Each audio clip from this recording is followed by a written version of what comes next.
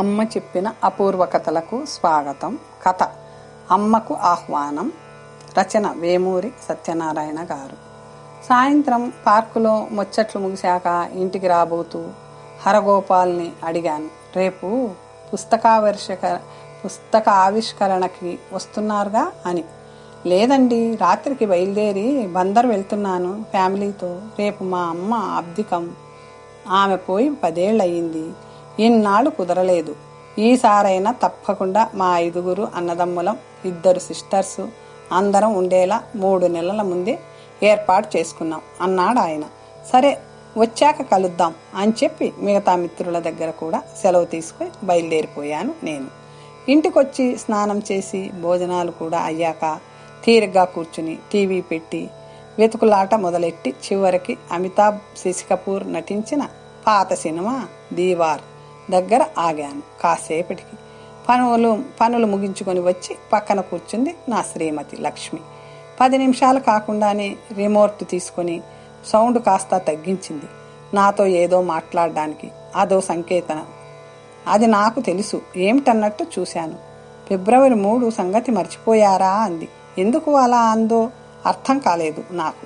ఏం మర్చిపోయాను అన్నాను సందేహంగా చూస్తూ.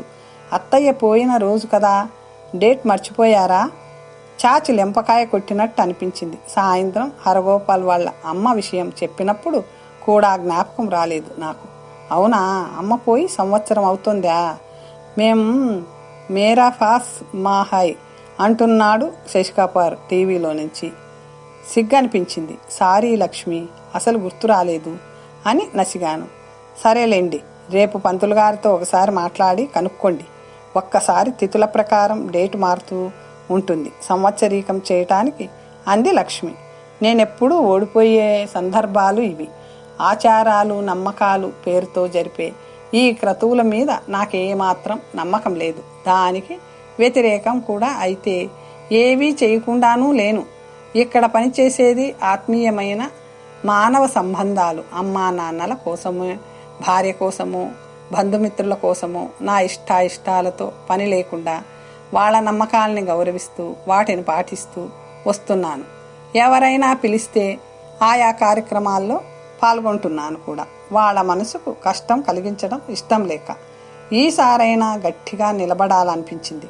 అలాంటివేమీ వద్దులే లక్ష్మి. ఏదైనా అనాథాశ్రమానికి వెళ్ళి అక్కడ ఉన్న వాళ్లకు మంచి భోజనాలు ఏర్పాటు చేద్దాం. అంతే కాకుండా వాళ్ళకు మరిన్ని సౌకర్యాల కోసం అమ్మ పేరు మీద ఒక 50,000 డొనేట్ చేద్దాం. అమ్మనలా గుర్తు చేసుకుందాం అని కొంచెం స్థిరంగా అన్నాను లక్ష్మితో. చాలా మంచి ఆలోచన అండి, అలాగే చేద్దాం. భోజనాలు బయట నుంచో ఆ అనాథాశ్రమం వాళ్ళతో చెప్పి ప్రత్యేకంగా చేయించో ఏర్పాటు చేద్దాం. అత్తయ్యకి ఇష్టమైన సున్నుండలు నేను ఇంట్లో చేస్తాను, తీసుకువెళ్దాం అంది లక్ష్మి. ఆ మాటల్లో నా నిర్ణయానికి తన మెచ్చుకోలు కనిపించింది నాకు. అంతే కాకుండా అమ్మయ్యా ఇన్నాళ్లకు నాకు నచ్చని పని చేయటం లేదన్న రిలీఫ్ కూడా. ఆ రిలీఫ్ కొన్ని నిమిషాల ముచ్చటే అయింది. అయినా మనకు ప్రతి సంవత్సరం ఇలా చేసే ఆచారం ఎలాగూ లేదు. మొదటి సంవత్సరమేగా చేసేది. మా అమ్మయ్య గారికి ఎలాగూ చేశాం గతంలో. ఇప్పుడు అత్తయ్య విషయంలో తేడా చూపడం బాగోదు. ఈ కార్యక్రమం పూర్తి చేసుకుని తరువాత అనాథాశ్రమానికి వెళ్ళి మీరు చెప్పినట్టుగా అత్తయ్య పేరుతో సాయం చేద్దాంలేండి అంది లక్ష్మి.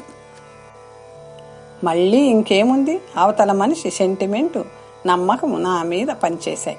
ఈ విషయంలో మళ్ళీ ఓడిపోయి అంగీకారంగా తలూపేశాను.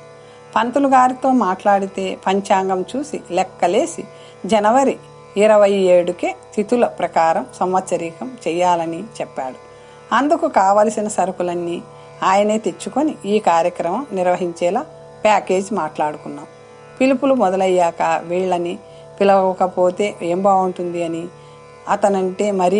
తనంటే మరీ వీళ్ళో అని నేననడం, ఇలా లిస్టు బాగానే పెరిగింది. అంతా అయిందనుకున్నాక కూడా ఫలానా వాళ్ళను మర్చిపోవద్దండోయ్, అత్తయ్యకి వాళ్ళంటే చాలా ఇష్టం అని గుర్తు చేసింది లక్ష్మి. మేమున్న అపార్ట్మెంట్స్లో మరో ప్లాట్లో ఉంటున్న మా అబ్బాయి కోడలు పనుల్లో సాయపడుతూ దాదాపు మా ఇంట్లోనే గడిపేవారు. 2 రోజుల ముందు నుంచి 1 రోజు ముందుగానే మా అమ్మాయి వచ్చింది తల్లికి సాయంగా ఉండటానికి. ఆ రోజు ఉదయమే నేను, నాతో పాటు 2 జ్ఞాతులు అమ్మకి దహన సంస్కారాలు చేసిన శ్మశానం దగ్గరే వెళ్ళి ఆ కార్యక్రమం ముగించుకున్నాం. తిరిగి వచ్చాక కూడా ఇంట్లో చిన్న పూజ లాంటిది చేసి మా అమ్మ ఫోటోకి నమస్కరించి సంభావనలు తీసుకొని వెళ్ళారు పంతులు గారు. మా ఇంట్లో ఇటువంటి కార్యక్రమాలప్పుడు బయట క్యాటరింగ్కి ఆర్డర్ చేయటం అలవాటు లేదు. ఆ సమయానికి ముందే కొంతమంది దగ్గర చుట్టాలు వచ్చి అందరూ కలిసి వంటలు ఇంట్లోనే చేసే అలవాటు. పంతులు గారిని సాగనంపి వచ్చేసరికి వంటిల్లు అంతా సందడిగా ఉంది. పనులు జరుగుతున్నాయి. నేను స్నానం చేసి వచ్చి హాల్లో కూర్చొని అప్పటికే వచ్చిన బంధువులతో మాటల్లో పడ్డాను. వంటింట్లో నుంచి గిన్నెల సందడితో పాటు మాటలు వినబడుతున్నాయి. విసమ్మమ్మ దోసకాయ పచ్చడి ఎంత బాగా చేసేదో అంటుంది గీత, మా బావగారి అమ్మాయి. అదేనా, ఎండుమిరపకాయలు, చింతపండు, ఉప్పు, బెల్లం వీటిని చేత్తో నలిపి కారం పచ్చడి చేసేది. ఎంత ప్రయత్నించినా నాకు కుదరలేదు పాపం. చివర్లో అలా నలపలేక మానేసింది. వేళ్లల్లో సత్తువ లేక ఆ పచ్చడి దాని రుచి అత్తయ్యతోనే పోయింది అంటోంది లక్ష్మి. బంధువులు ఒక్కొక్కరు రావటం మొదలయ్యింది. నా మిత్రులు వస్తే నేను వాళ్లతో మాట్లాడుతూ కూర్చున్నాను. మిగతా అతిథుల బాధ్యత మా అబ్బాయి కోడలు చూసుకుంటున్నారు. గదిలో ఓ మూల టేబుల్ పైన గోడ కానించి ఉన్న అమ్మ ఫోటో పూలదండలో అలంకరించి ఉంది. ఫోటో కింద బాగాన వచ్చిన వాళ్లల్లో కొందరు అమ్మకు నివాళి అర్పిస్తూ వేసిన పూల రేకుల చిన్న గుట్టగా ఏర్పడ్డాయి. ఫోటో ముందు అమ్మకిష్టమైన పిండి వంటలు చిన్న చిన్న గిన్నెల్లో, పక్కన 2 అరటి పళ్ళు, చివర్లో తాను ఎక్కువగా ఇష్టపడ్డ విత్తనాలు తీసిన ఖర్జూర పళ్ళు. ఇంత తీరికలేని పనుల్లోనూ లక్ష్మి ప్రత్యేకంగా చేసి పెట్టిన సున్నుండలు కూడా ఉన్నాయి. ఆ పదార్థాల్లో అప్పుడప్పుడు నా చూపులు అటు వెళ్తున్నాయి. అమ్మ ఫోటోలో నుంచి నవ్వుతూ చూస్తుంది. మిత్రుల మాటల్లో మా అమ్మ ప్రస్తావన 2 ఏళ్ల క్రితం వాళ్ళ అమ్మాయి పెళ్లికి పిలవటానికి మా ఇంటికి వచ్చినప్పటి సంఘటన గుర్తు చేసుకున్నాడు శేషు. అదే మొదటిసారి ఆమెని చూడటం. సత్యంగారు ఆమె గదిలోకి నన్ను, మా ఆవిడని తీసుకెళ్లి పరిచయం చేస్తే చాలా ఆప్యాయంగా పలకరించారు. పెళ్లి విషయం చెబితే, ఏది అల్లుడి ఫోటో చూపించు, మీ ఫోన్లో ఉంటాయిగా అని అడిగారు ఎంతో చనువుగా. ఆశ్చర్యపోయాను. ఎంగేజ్మెంట్ ఫోటో చూపిస్తే మంచి అందగాన్ని అల్లుడిగా కొట్టేశావు అని నవ్వి, ఈడు జోడు చూడముచ్చటగా ఉన్నారు అని మెచ్చుకున్నారు. నా చేతుకున్న బ్రేస్లెట్ తడుముతూ, ఇలాంటిది అల్లుడికి చేయించే ఉంటావుగా అని అడిగారు నవ్వుతూ. సెలవు తీసుకొని రాబోతుంటే లక్ష్మి గారిని పిలిచి జాకెట్ గుడ్డ తెప్పించి మా ఆవిడ చేతిలో పెట్టి మా ఇద్దరికి చెరో అరటిపండు ఇచ్చి 2 తలలు ఆప్యాయంగా నిమిరి ఆశీర్వదించారు. మొదటి పరిచయంలోనే ఆమె చూపిన ఆత్మీయతకు తెలియకుండానే నా కళ్ళల్లో నీళ్లు చాలా ఎమోషనల్ అయి వంగి కాళ్లకు నమస్కారం పెట్టేశాను. అన్న శేషు గొంతులో ఇప్పుడు కొంచెం తడి ధ్వనించింది. మా అమ్మగారు పచ్చిమిరపకాయ పచ్చడి చేసి పెట్టమని ఎన్నిసార్లు అడిగి చేయించుకున్నానో లెక్కలేదు అన్నాడు మరో మిత్రుడు రవికిషోర్ అమ్మ ఫోటో వంక చూస్తూ. ఫోటోలో నుంచి అమ్మ నవ్వుతూ చూస్తూనే ఉంది. మాట్లాడుతూ ఉండగానే భోజనాలకు పిలుపొచ్చింది. కబుర్లు చెప్పుకుంటూనే తింటున్నాం. మాటల్లో ఏదో రకంగా అమ్మ ప్రస్తావన వస్తూనే ఉంది. ఇదంతా అమ్మ నవ్వుతూ చూస్తూనే ఉంది. ఫోటోలో నుంచి 2 గంటల కల్లా భోజనాలు పూర్తి అయ్యాయి. అందరూ వెళ్ళగా అతి సమీప బంధువులు 10-12 మంది మిగిలారు. సాయంత్రం వరకు ఉండి లక్ష్మికి సర్దుళ్లలో సహాయం చేసి కొంచెం పెందరాలే భోజనాలు కూడా చేసి వెళ్లే అలవాటు. ఇలాంటి సందర్భాల్లో అందరూ కబుర్లలో పడ్డారు. వారం దాటి కనబడకపోతే అలిగేది అత్తయ్య. కనీసం ఫోన్లో అన్నా పలకరించాల్సిందే. గుర్తు చేసుకున్నాడు మేనత్తని. మా పెదబావ లక్ష్మి పెద్దన్నయ్య. నేను మేనమామ కూతుర్నే చేసుకున్నాను. నువ్వు మా అమ్మనే అని అందరినీ పిల్లల కంటే ఒక బిస్కెట్ ఎక్కువ ఇచ్చేది ఇప్పుడు అంది సీత, మా పెద్దబావ కూతురు. నాయనమ్మ పేరు పెట్టుకున్నాడు మా బావ తన కూతురికి. ఆ సీతమ్మే మా అమ్మమ్మ. వాళ్ళ కబుర్లు అలా సాగుతుండగానే బాగా అలిసిపోయి ఉన్నానేమో అలాగే దివాను మీద ఒత్తిగిలి నిద్రలోకి జారాను. అలా వెంటనే నిద్రపోగలిగే నా అదృష్టానికి పొగుడుతూ ఈర్షపడేవాడు మా చిన్న బావ. దేనికైనా పెట్టి పుట్టాలరా అనేసేది మా అమ్మ. మగత నిద్రలో లీలగా మాటలు వినబడుతున్నాయి. ఆ మాటల్లో విసమ్మత్తయ్యా విసమ్మ, పిన్ని విసమ్మక్కయ్యా విశాలాక్షి, ఇలా అమ్మ గురించి కబుర్లు వివరాలు తెలియకపోయినా అన్నీ అమ్మ మాటలే. పేరు విశాలాక్షి అయినా విస్సమ్మనే పిలిచేవారు ఎక్కువ మంది. నా కాళ్ల దగ్గర ఎవరో కూర్చున్నట్లున్నారు. వాళ్ళ చేయి తగిలింది. నా కాళ్లకు చల్లగా అమ్మ గుర్తొచ్చింది. రోజు నేను పడుకునే ముందు కాళ్లకు నూనె రాసేది. అలా చేయటం నాకు ఇష్టంగానే ఉండేది. కాస్త తక్కువ రాయవమ్మా, దుప్పట్ల నిండా నూనె పూసుకుపోతుంది అని విసుక్కుండేది లక్ష్మి. చివర్లో చిక్కిపోయిన చేతులు, సన్నగా వణికే ఆ వేళ్ళు చూసి వద్దమ్మా ఇక రాయొద్దు అని ఎంత చెప్పినా వినేది కాదు. చివరికి ఒకసారి గద్దించి చెప్పేసరికి దీనంగా ముఖం పెట్టి సరేలే నూనె రాయను గాని కాలు చాపు, ఊరికే అలా రుద్ది పడుకుంటా అనేది బతిమాలుతూ అమ్మ. మరి కాసేపటికి నిద్ర లేచాను. మళ్ళీ సాయంత్రం స్నాక్స్ కాఫీలు, మధ్య మధ్య అమ్మ మాటలు. అమ్మ ఫోటోలో నుంచి నవ్వుతూ చూస్తూనే ఉంది.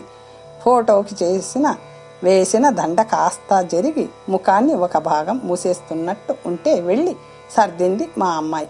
సాయంత్రం 6 అయ్యేసరికి పెద్దగా పనులు ఏమీ లేకపోవటంతో అందరం తీరిగ్గా కూర్చుని కబుర్లు చెప్పుకుంటున్నాం.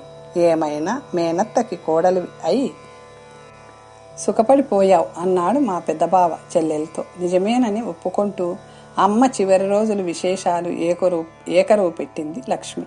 మామయ్య పోయాక తనకి కొంచెం లేచి తిరగటం కష్టం అనిపించే స్థితికి వచ్చాక ఎక్కువ తన గదిలోనే ఉండేది. ఒంటరితనంతో ఇబ్బంది పడేది. తనకి కూడా తెలిసిన వాళ్ళు వచ్చి ముందు హాల్లోకి మాట్లాడుతుంటే వాళ్ళ మాటలు గుర్తుపట్టేది. ఏ కొంచెం ఆలస్యమైనా తనని పలకరించడానికి ఇంకా రావటం లేదని అలక మొదలయ్యేది. నెమ్మదిగా సంకేతాలు పంపేది. దగ్గటం, కుర్చీ శబ్దం ఇచ్చేలా జరపటం, ఇలా నాకు అర్థమై వాళ్ళకి చెప్పి లోపలికి పంపేదాన్ని. మరీ చిన్నపిల్లలా మారిపోయింది. చివర్లో నవ్వుతూ లక్ష్మినే చూస్తుంది ఫోటోలోని అమ్మ. నిజంగా చివర్లో తన రూములో తన కోసం ప్రత్యేకంగా ఏర్పాటు చేసిన టీవీతో సహా అన్ని సౌకర్యాలు ఉన్నా ఒంటరితనం వల్ల చాలా బాధపడింది. పెద్దగా ఆరోగ్య సమస్యలు లేవు. అరగంట దాటితే తట్టుకోలేక ఏదో మిషతో లక్ష్మిని పిలిచేది. వంటగదిలో పనిలో నుంచి హడావిడిగా వెళ్తే ఆ కర్టెన్ కాస్త సర్ది వెళ్ళు, అలాంటివి చిన్న పనేదో చెప్పేది. అలా 1కి 4 సార్లు జరిగేసరికి విసుక్కునేది లక్ష్మి. నాకు వయసు వస్తుంది కదా అత్తయ్య, మోకాళ్ళ నొప్పులని నీకు తెలుసు, ఇన్నిసార్లు పిలిస్తే ఎలా అని ఒక్క మాట కూడా మాట్లాడకుండా అలా చూస్తుండిపోయేది అమ్మ. మళ్ళీ పిలవటం మామూలే. ఒకసారి మరీ విసుగొచ్చి లక్ష్మి అన్న మాట విని ఇద్దరి మీద జాలేసింది నాకు. ఇలాగే ఏడ్పిస్తూ ఉండు, ఎప్పుడో నీ గొంతు పిసికి చంపేసి నేను ఊరేసుకు చస్తా అనేది. ఆ రోజు చూడరా అబ్బాయి ఎంత మాటందో. కావాలని అన్న కూతుర్ని కోడలుగా చేసుకుంది, దాన్ని కష్టపెట్టడానికా అంది అక్కడే ఉన్న నాతో. నువ్వు కూడా తన కష్టం చూడవే అమ్మా, కాస్త సర్దుకుపోవాలిగా అని ఆమెకే నచ్చజెప్పబోయాను. అప్పటి సందర్భాన్ని బట్టి నేను కూడా అలా అనేసరికి బిక్కమొహం పెట్టి మా ఇద్దరి వంక చూసింది అమ్మ. పాపం జాలేసిన లక్ష్మి అదేమంటే ఆ జాలి చూపొకటి అంటూ పక్కన కూర్చొని చేతిలో ఉన్న గిన్నెలో నుంచి తోలు వలిచి బద్దలుగా చేసిన సపోటా పండు అమ్మ నోటికి అందించింది. బాగా వయసు పెరిగిన పెద్దలున్న ఏ ఇంట్లో అయినా ఈ సమస్యలు తప్పవేమో. ఎవరి తప్పు లేకపోయినా అప్పుడప్పుడు విసుక్కున్నా చివరి వరకు ప్రేమగానే చూసిన కోడలి వంక నవ్వుకుంటూ ప్రేమగా చూసుకుంటుంది ఫోటోలోని అమ్మ. కొంచెం పెందరాలే పొద్దుటి కూరలు, ఆ పూట చేసిన పప్పుచారుతో భోజనాలు ముగించాం. వెళ్ళబోతూ గుర్తు చేసుకున్నాడు మా బావ తన దినకార్యాల గురించి. మా అమ్మ కోరుకున్న కోరికలు. 11 రోజుల వరకు ఆగొద్దు, అందరూ ఇబ్బంది పడతారు, దుబారా చేయొద్దు, సింపుల్గా చేసేయండి అనేదట. నెమ్మదిగా ఒక్కొక్కరే వెళ్తున్నారు. అలా అందరం చేరి కబుర్లు చెప్పుకున్న ప్రతిసారి ఆమెకి పండగలాగే ఉండేది. ఎంత ఆలస్యంగా బయలుదేరినా వెళ్తురుగాన్లే ఇంకాసేపు ఉండండ్రా అనేది వెళ్ళబోతూ. అమ్మని గుర్తు చేసుకుంది గీత, మా వదినగారి కోడలు. మా అమ్మాయి వాళ్ళు వెళ్ళేటప్పుడు మాత్రం చిన్న కుదుపు. వెళ్ళబోతూ ఒక్కసారి బావురు మంది మా అమ్మాయి. కారణం అడిగితే ఏమీ చెప్పలేదు. కాస్త ఆ దుఃఖం తగ్గి వెళ్ళబోతూ, ఎందుకోనమ్మా ఒక్కసారి నాయనమ్మ గుర్తొచ్చింది అని మాత్రం లక్ష్మితో అంది. చివరిలో మా అబ్బాయి వాళ్ళు లేచారు. వెళ్ళబోతూ మా 7 ఏళ్ల మనవడు వెనక్కొచ్చి అమ్మ ఫోటో దగ్గరకెళ్ళి దండం పెట్టి వచ్చాడు. నువ్వు చెప్పావా దండం పెట్టుకొని రమ్మని మా కోడల్ని అడిగాడు మా అబ్బాయి. లేదండి, నేనేం చెప్పలేదు. నాకే ఆశ్చర్యం వేసింది. ఏమైనా మా అమ్మ వ్యక్తిత్వం అలాంటిది. షీ డిజర్వర్స్ ఆల్ ది రెస్పెక్ట్ అంది మా కోడలు మా అబ్బాయి నుంచి చూపులు అమ్మ ఫోటో వైపు తిప్పుతూ. అక్కడి నుంచి అమ్మ నవ్వుతూ చూస్తుంది. వీళ్ళు కూడా వెళ్ళాక మేమిద్దరమే హాల్లో మిగిలాం. నేను, లక్ష్మి. మాటలు లేవు. అలాగే ఎవరి ఆలోచనలో వాళ్ళం. కాసేపటికి లక్ష్మి అంది, మీరెళ్ళి స్నానం చేసేయండి, నేను వంటిల్లు సర్ది పొద్దుటికి కాఫీ డికాషన్ వేసి వస్తాను అని. నేను వెళ్ళి స్నానం చేశాననిపించి బట్టలు మార్చుకొని నడుం వాల్చాను. బెడ్రూమ్లో పడుకున్న అమ్మ ఆలోచనలే. ఆమె దినం కార్డులో మా అబ్బాయి రాసిన వాక్యం గుర్తొచ్చింది. We are not grieving her death, we are celebrating her life. అంతటి సార్థక జీవితం ఆమెది. ప్రేమను పంచుతూ బ్రతికింది. ప్రేమను పంచటం నేర్పింది. ఇవాళ కూడా అలాగే ఈ కార్యక్రమం కూడా వేడుకగానే జరిగింది. విషాద వీచికలు లేవు. అన్నీ ఆమె మంచి జ్ఞాపకాలే. ఒక చిన్న దుఃఖపు క్షణం మా అమ్మాయి ఎమోషనల్ అయినప్పుడు అంతే. ఇప్పుడు నా కళ్ళల్లో తడి, నవ్వుకు కన్నీళ్లేగా మరి. అలాగే కళ్ళు మూసుకు పడుకున్నాను. కాసేపటికి లక్ష్మి కూడా పనులు ముగించుకొని స్నానం చేసి వచ్చి నా పక్కన పడుకుంది. నిద్రపోయారా అంది నేను కళ్ళు మూసుకొని ఉండటం చూసి. లేదు లక్ష్మి, ఊరికే అలా కళ్ళు మూసుకున్నానంతే అన్నాను కళ్ళు తెరుస్తూ. పడుకోండి, లేట్ అయిందిగా. వచ్చే ఆదివారం అనాథాశ్రమానికి వెళ్ళి మీరన్నట్టే వాళ్ళకి సాయం చేసి కాసేపు అక్కడే వాళ్ళతో గడిపి వాళ్ళతోనే కలిసి భోజనం చేసి వద్దాం. మళ్ళీ అమ్మకి సంబంధించిన మాటే. లక్ష్మి అన్నాను. చెప్పండి అంది నా వైపు తిరుగుతూ. వాళ్ళంతా అమ్మ మాటలే, అమ్మ జ్ఞాపకాలే.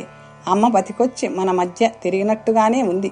ప్రతి సంవత్సరం ఆమె వర్ధంతిని ఇలాగే బంధువుల మధ్య వేడుకగా జరుపుకుందాం. పూజలు మంత్రాలతో పని లేదు. అమ్మను ఆ రోజు మళ్ళీ మన మధ్యకు పిలుచుకుందాం.